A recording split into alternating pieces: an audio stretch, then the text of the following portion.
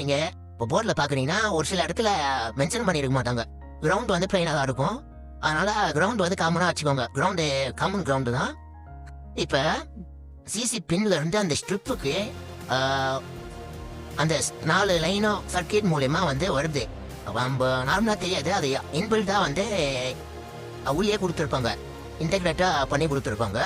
அந்த மாரி 4 line V bus data plus data minus ground அந்த கனெக்டரில் இருக்கும். அது இல்லாமல் நம்மளுக்கு ஸ்பீக்கரோட லைனோ இருக்கும், மைக்கோட லைனோ இருக்கும். இது சிம்ப்ளே சப்போர்ட்லேயே இருக்குன்னா சிம்முக்கான சப்ளை லைனோ இருக்கும். டிஸ்பிளே சப்போர்ட்லேயே டிஸ்பிளே கனெக்டர் இருக்குன்னா கூட அதோட டிஸ்பிளேவோட லைனோ இருக்கும். இப்போ பார்க்கறது வெறும் சார்ஜிங் செக்ஷன் மட்டும். இப்போ 4 லைன் இதை மட்டும் எப்படி பார்க்க போறோம்னு சொல்லி பாருங்க. இப்போ இதுதான் கனெக்டரு. இதில் அந்த 4 லைன் இருக்கு, பார்த்துக்கோங்க. இப்போ அந்த 4 லைனும் இந்த ஃப்ளெக்ஸ் இந்த ஸ்ட்ரிப் வழியாக தான் நம்மளுக்கு மெயின் போர்டுக்கு போகும்.